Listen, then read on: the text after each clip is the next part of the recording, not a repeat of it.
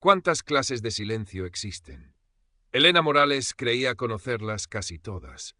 Estaba el silencio denso y polvoriento de las bibliotecas antiguas, el silencio expectante del aula antes de un examen, el silencio cómplice y cálido de las noches junto a Antonio, su marido durante 45 años irrepetibles. Pero desde hacía 3 años, desde que Antonio se fue llevándose consigo la música de fondo de su vida, Elena habitaba un silencio nuevo, vasto y frío, como una estancia vacía en pleno invierno madrileño. Un silencio que los miles de libros apilados en las estanterías de su piso en Chamberí no lograban llenar, por más que lo intentara. Su apartamento, antes un hervidero de debates literarios improvisados y risas compartidas, ahora era un museo de recuerdos encapsulados en fotos sobre la consola de la entrada y bajo el cristal de la mesa del salón. La rutina se había convertido en un metrónomo predecible. Levantarse, el café con tostadas mientras leía el periódico digital, una lectura pausada en su sillón orejero tapizado en terciopelo verde botella, el favorito de Antonio. Un paseo corto y lento por las calles arboladas del barrio, apoyándose discretamente en el bastón que necesitaba desde aquella tonta caída en la escalera un par de inviernos atrás. La ligera cojera era un recordatorio constante de su fragilidad física, pero la soledad era la que realmente minaba su espíritu, antes tan vivaz y seguro. A sus 72 años, Elena, la profesora de literatura admirada, la mujer cool pendiente, se sentía invisible. La llamada semanal de Isabel, su hija, era un breve interludio en esa monotonía silenciosa. Conversaciones rápidas, llenas de cariño práctico pero carentes de la profundidad que Elena añoraba. ¿Estás bien, mamá? ¿Necesitas algo? Los niños te mandan besos. Voy pilladísima, hablamos el domingo, ¿vale? Elena asentía al teléfono, forzando una sonrisa que Isabel no podía ver. Comprendía la vida ajetreada de su hija, el trabajo exigente, los nietos adolescentes, pero la brevedad de esas llamadas dejaba un pozo amargo, la sensación de ser una obligación amable en una agenda repleta. Esa tarde, mientras el sol de otoño teñía de naranja los tejados de Madrid visibles desde su balcón, Elena sintió el peso del silencio con una intensidad casi física. Había terminado su libro, un ensayo sobre la generación del 27, y el vacío se abrió ante ella como un abismo. ¿Qué hacer ahora? ¿Releer a Galdós por 10ª vez? ¿Llamar a Carmen, su amiga del antiguo club de lectura? Carmen era pragmática, vital, pero a veces su energía desbordante agotaba a Elena, le recordaba su propia inercia. Fue entonces, navegando sin rumbo por internet en la tableta que Isabel le había regalado por su último cumpleaños. Para que estés conectada, mamá, cuando vio el anuncio. Almas afines, conectando sensibilidades. Un sitio web discreto, con una estética cuidada que prometía poner en contacto a personas mayores con intereses culturales compartidos. Sintió una punzada de ridículo. Ella, buscando compañía en una pantalla, pero la alternativa era otra noche larga con la única compañía del eco de sus propios pensamientos. Con un suspiro, mezclando escepticismo y una secreta, casi vergonzosa esperanza, creó un perfil escueto. Profesora jubilada, amante de la literatura clásica, la música y el arte. Madrid. Viuda. Pasaron varios días. Elena casi había olvidado su incursión en almas afines. Respondía a algún mensaje genérico con cortesía distante, confirmando su escepticismo inicial. Eran conversaciones insulsas, intentos torpes de flirteo que le resultaban patéticos. Estaba a punto de borrar su perfil cuando llegó un mensaje diferente. El remitente se presentaba como Arturo Benavides. El nombre tenía una resonancia clásica, casi literaria. «Estimada Elena», comenzaba. El tratamiento formal, casi decimonónico, captó su atención. He leído con sumo interés su perfil. Compartimos, veo, una profunda admiración por los clásicos y una sensibilidad que me temo escasea en estos tiempos digitales. Me presento, soy Arturo Benavides, ingeniero jubilado, viudo también desde hace unos años. Actualmente resido de forma temporal en Ecuador, atendiendo unos asuntos familiares relacionados con una pequeña propiedad heredada. Pero mi corazón y mis raíces están en nuestra querida Madrid, a la que espero regresar pronto. Me encantaría, si usted lo permite, intercambiar impresiones sobre nuestras lecturas o sobre cualquier tema que nos inspire. Reciba un cordial saludo. Elena releyó el mensaje varias veces. Estaba bien escrito, sin las estridencias ni las faltas de ortografía que había visto en otros. Hablaba de sensibilidad, de raíces, de Madrid. Mencionaba Ecuador, una distancia que justificaba la comunicación virtual. Sintió una curiosidad que hacía tiempo no experimentaba. Respondió con cautela, agradeciendo sus palabras y proponiendo comentar el último libro que había leído. La respuesta de Arturo no se hizo esperar. Sus correos eran largos, elocuentes, salpicados de citas literarias pertinentes y reflexiones inteligentes sobre arte y música. Parecía conocer a todos sus autores favoritos, desde Cervantes hasta Carmen Laforet. Discutían sobre la estructura del Quijote, la melancolía en la poesía de Cernuda, la luz en los cuadros de Sorolla. Elena se descubrió esperando sus mensajes con una ilusión casi adolescente. Las horas frente a la tableta ya no eran un intento de llenar el vacío, sino un espacio vibrante de conexión intelectual. Arturo parecía entenderla, adivinar sus pensamientos, completar sus frases. Era como conversar con una versión masculina y viajera de sí misma, o quizás, dolorosamente, como volver a conversar con Antonio. Pronto pasaron del correo electrónico al chat instantáneo. La comunicación se volvió más fluida, más íntima. Arturo le contaba anécdotas de sus supuestos viajes, describía paisajes ecuatorianos con una viveza que Elena admiraba, aunque una pequeña voz en su interior, la antigua profesora analítica, a veces detectaba un tono ligeramente impostado, como si describiera postales en lugar de vivencias. Pero acallaba esa voz rápidamente. ¿No era eso lo que hacían los buenos escritores? ¿Crear mundos con palabras? Elena, querida, le escribió una noche, abandonando por primera vez el formal estimada. Siento que nuestras almas se han reconocido a través de la distancia y los años. Hacía tanto tiempo que no conectaba así con nadie, desde que perdí a mi Clara. Elena sintió un vuelco en el corazón. Él también había amado profundamente. Compartían no solo gustos, sino también duelos. Comenzaron a usar mensajes de voz. La voz de Arturo era cálida, bien modulada, con un ligero acento que Elena no lograba ubicar del todo, pero que resultaba agradable. Hablaba pausado, transmitiendo calma y seguridad. Elena se sorprendió cerrando los ojos al escucharlo, imaginando al hombre tras esa voz, distinguido, pelo plateado, mirada inteligente, tal vez con las manos manchadas de tierra de algún jardín ecuatoriano que cuidaba con esmero.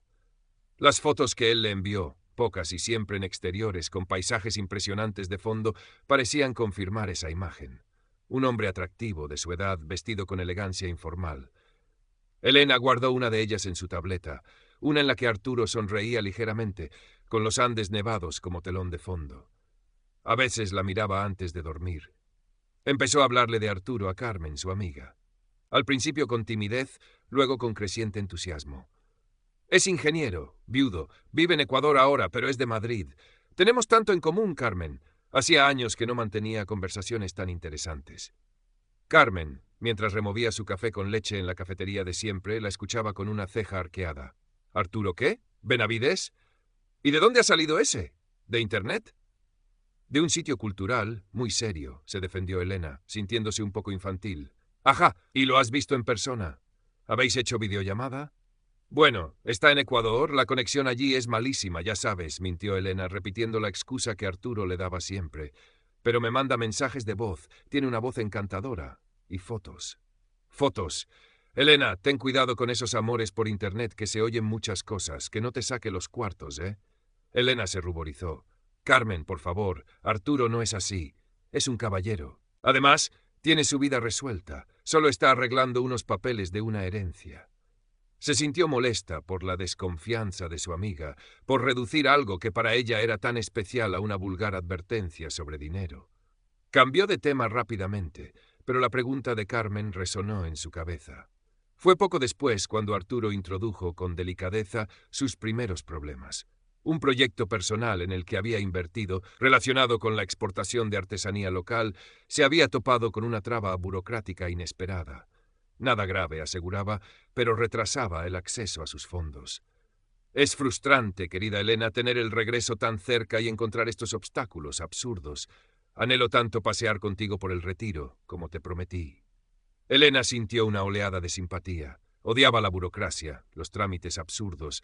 Le ofreció palabras de ánimo. Le dijo que tuviera paciencia. Unos días más tarde llegó la primera petición. Elena, perdona mi atrevimiento. Me siento terriblemente avergonzado, pero me encuentro en una situación delicada. Para desbloquear la situación con la aduana, necesito pagar una pequeña tasa administrativa imprevista. Son apenas 300 euros.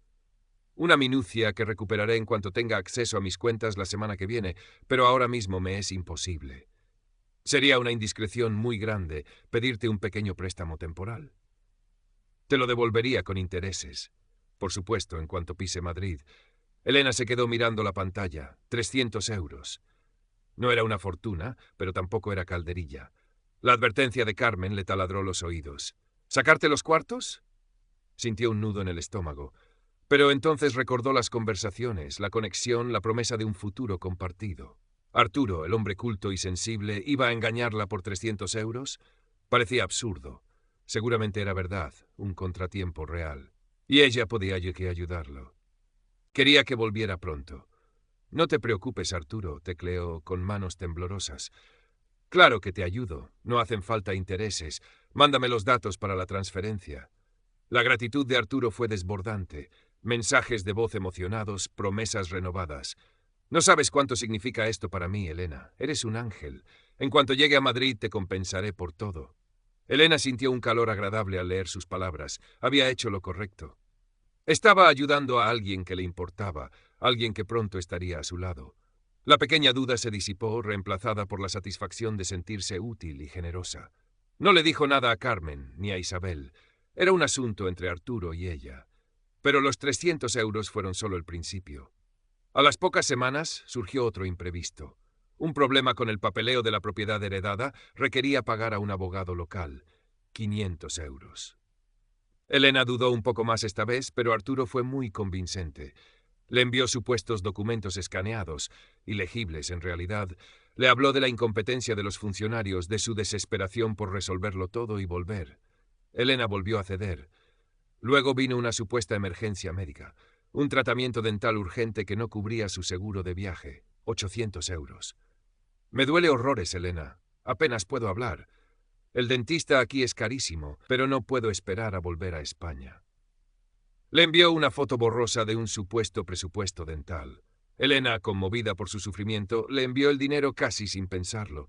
Empezaba a recurrir a la cuenta de ahorros que había guardado con celo desde la jubilación, la que tenía para imprevistos reales. Las excusas para no hacer videollamadas se volvieron más elaboradas.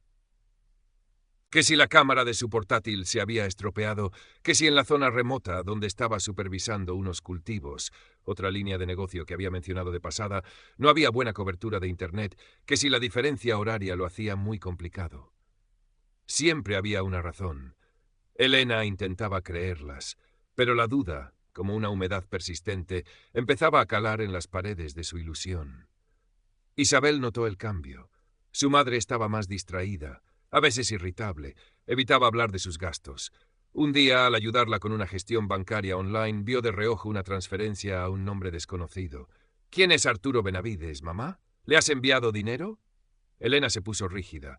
Un viejo amigo, hija. Le debía un dinero desde hace tiempo. La mentira le salió torpe, poco convincente. Isabel frunció el ceño. «Mamá, ¿estás segura? ¿Estás bien?» «Perfectamente», cortó Elena con una brusquedad inusual. «No te preocupes por mis asuntos». La conversación dejó un ambiente tenso entre ellas. Elena se sintió culpable por mentirle a su hija, pero también resentida por su intromisión. ¿Por qué nadie podía entender su relación con Arturo? Empezó a distanciarse también de Carmen. Cuando quedaban para tomar café, Elena evitaba el tema de Arturo. Si Carmen preguntaba, respondía con monosílabos o cambiaba de tema. Notaba la mirada preocupada de su amiga, pero levantaba un muro invisible. Estaba sola en esto, protegiendo su burbuja de ilusión contra un mundo exterior que parecía empeñado en pincharla. Fue entonces cuando Elena, casi sin darse cuenta, empezó a aplicar sus viejas herramientas de análisis literario a la narrativa de Arturo. Era algo sutil, casi inconsciente al principio. Releía sus mensajes buscando no solo consuelo, sino también coherencia.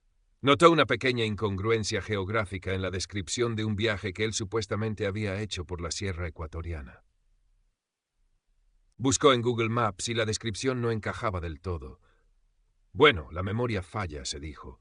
Otro día, Arturo usó una expresión coloquial muy madrileña que sonaba extraña en boca de alguien que llevaba, según él, años viviendo fuera. Se le habrá pegado de sus raíces, pensó Elena, aunque la expresión le chirrió. Una tarde, sintiéndose particularmente inquieta, tecleó Arturo Benavides, ingeniero Ecuador, en el buscador. No apareció nada relevante. Ni rastro de un ingeniero español con ese nombre trabajando o viviendo allí. Probó variaciones, sin éxito. Claro, será discreto, no todo el mundo está en Internet, se justificó. Pero la ausencia de huella digital era extraña para alguien supuestamente conectado con negocios internacionales. Recordó las fotos. Hizo una búsqueda inversa de la imagen que más le gustaba, la de Arturo sonriendo con los Andes al fondo. El buscador arrojó decenas de resultados. La foto pertenecía a un banco de imágenes de viajes, etiquetada como hombre maduro disfrutando del paisaje andino. Elena sintió un frío glacial recorrerle la espalda. Miró la foto en su tableta, la sonrisa amable, la mirada inteligente. ¿Era todo una mentira? ¿Un actor, un modelo de catálogo? La posibilidad era tan monstruosa que su mente se resistió a aceptarla. Cerró la tableta de golpe, el corazón latiéndole desbocado. No podía ser. Tenía que haber un error. Arturo le explicaría. Quizás esa foto era una coincidencia, quizás él se parecía mucho al modelo. Las excusas brotaban, desesperadas, para mantener a flote la ilusión, pero la semilla de la sospecha más profunda ya estaba plantada. Los días siguientes fueron una tortura silenciosa. Elena seguía chateando con Arturo, pero ahora cada palabra suya era sometida a un escrutinio interno feroz. Buscaba dobles sentidos, fisuras en su discurso. Arturo, ajeno a la tormenta interior de Elena o quizás detectando su creciente reserva, redobló sus muestras de afecto y sus promesas de un futuro inminente juntos. «Ya falta muy poco, Elena mía», le escribió. «He conseguido resolver casi todos los trámites. Estoy organizando mi regreso definitivo a Madrid. Imagínanos por fin juntos, paseando por el Retiro de la Mano, yendo al Teatro Real, compartiendo cafés y confidencias sin una pantalla de por medio. Seremos tan felices». Elena leyó el mensaje con una mezcla de anhelo y pavor. Una parte de ella quería creer desesperadamente en esa imagen idílica. Otra parte, la profesora analítica, la mujer que había descubierto la foto del banco de imágenes, gritaba, alerta. Y entonces llegó el golpe final. El anuncio del regreso inminente se vio truncado por el último obstáculo. Una supuesta deuda fiscal inesperada, un embargo preventivo sobre sus cuentas justo cuando iba a comprar el billete de avión. Necesitaba urgentemente 2.500 euros. Era la cantidad más grande hasta la fecha.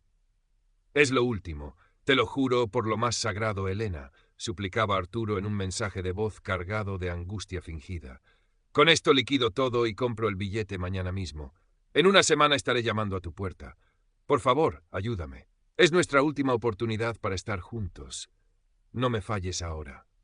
2.500 euros. Era casi todo lo que le quedaba en la cuenta de ahorros después de las anteriores ayudas. Elena miró el saldo en la aplicación del banco. Miró la foto del hombre sonriente de los Andes. Miró por la ventana el cielo gris de Madrid. Se sentía atrapada, exhausta. Esa tarde Isabel apareció sin avisar. Traía una bolsa con cruasanes recién hechos y una mirada de profunda preocupación. «Mamá, tenemos que hablar», dijo, sentándose frente a ella en el salón, sin rodeos. «He estado mirando los movimientos de tu cuenta. He visto las transferencias a ese hombre, Arturo Benavides. Son miles de euros, mamá. ¿Quién es realmente? ¿Qué está pasando?» Elena intentó negarlo, enfadarse, pero la mirada firme y angustiada de su hija la desarmó. Las lágrimas empezaron a brotar, lágrimas de vergüenza, de miedo, de soledad acumulada. Balbuceó la historia. El ingeniero viudo, la conexión intelectual, los problemas imprevistos, las promesas de regreso. Isabel la escuchaba con una mezcla de incredulidad y compasión. «Mamá, ¿no te das cuenta? Es una estafa, es un timo clásico. Se aprovechan de gente buena, de gente sola». «No», protestó Elena débilmente. «Arturo no es así, él es diferente». Pero su voz carecía de convicción. En ese momento sonó el timbre. Era Carmen. Venía con cara de pocos amigos. «Elena, perdona que me meta, pero he estado preocupada. Hice algo que no debía. Busqué esa foto que me enseñaste de tu Arturo. La encontré en Internet. Es una foto de stock, Elena. La usa un montón de gente». Las palabras de Carmen, sumadas a la confrontación con Isabel, fueron como un masazo final. La negación se resquebrajó por completo. Elena se cubrió la cara con las manos, sacudida por sollozos silenciosos. La evidencia estaba ahí, brutal, innegable. La voz cálida de los mensajes, las citas literarias, los planes de futuro. Todo era una construcción, un decorado para ocultar el vacío de la estafa. El móvil vibró sobre la mesa. Un nuevo mensaje de Arturo. Elena, has podido hacer la transferencia. Es urgente, por favor. No me dejes ahora. Elena levantó la cabeza.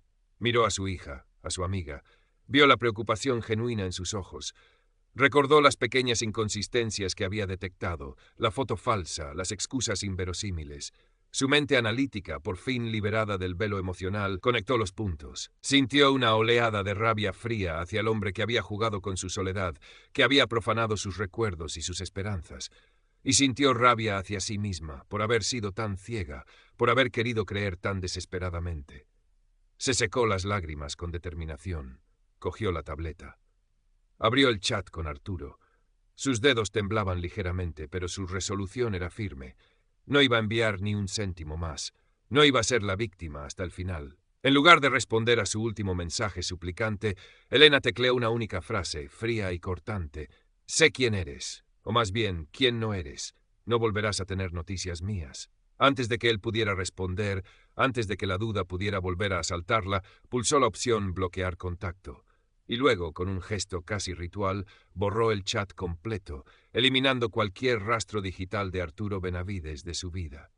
El silencio que siguió no fue como el de antes. No era el silencio vasto y frío de la soledad, sino un silencio aturdido, pesado, preñado de la magnitud de lo ocurrido. Miró a Isabel, a Carmen. Sus miradas ya no eran de reproche, sino de apoyo incondicional. «Lo siento», susurró Elena, la voz rota. «Siento haber sido tan tonta». «No eres tonta, mamá», dijo Isabel, abrazándola con fuerza. «Te han engañado. Le puede pasar a cualquiera». «Lo importante es que te has dado cuenta a tiempo de no enviar más», añadió Carmen, poniendo una mano reconfortante sobre su hombro. «El dinero duele, sí, pero se recupera. Tu dignidad está intacta, Elena». Dignidad. Era una palabra que resonaba en el interior de Elena. Había perdido dinero, había perdido una ilusión, pero al negarse a enviar la última cantidad, al cortar la comunicación, sentía que había recuperado una parte esencial de sí misma, su capacidad de juicio, su fortaleza interior que creía perdida. Las semanas siguientes fueron difíciles. Hubo que hablar con el banco, poner una denuncia en la policía, aunque todos sabían que las posibilidades de recuperar el dinero eran remotas. Y sobre todo, hubo que procesar la mezcla de emociones, la vergüenza persistente, la rabia sorda, el duelo por la relación que nunca existió, pero también un incipiente alivio. La tensión constante de la duda y la mentira había desaparecido. Isabel la visitaba más a menudo, no con la prisa de antes, sino con tiempo para conversar de verdad, para escucharla sin juzgar. Redescubrieron una conexión que la rutina y los sobreentendidos habían difuminado. Carmen también estuvo muy presente, animándola a salir, a retomar sus antiguas aficiones. Volvieron juntas al club de lectura que Elena había abandonado durante los meses de la relación con Arturo. Un domingo por la mañana, meses después, Elena estaba sentada en su sillón orejero, leyendo. El sol entraba a raudales por la ventana. El silencio del apartamento ya no le parecía opresivo, sino tranquilo. Cogió la vieja foto de Antonio de la mesilla. Le sonrió. «Ay, Antonio», murmuró, «¿en qué líos me meto sin ti?»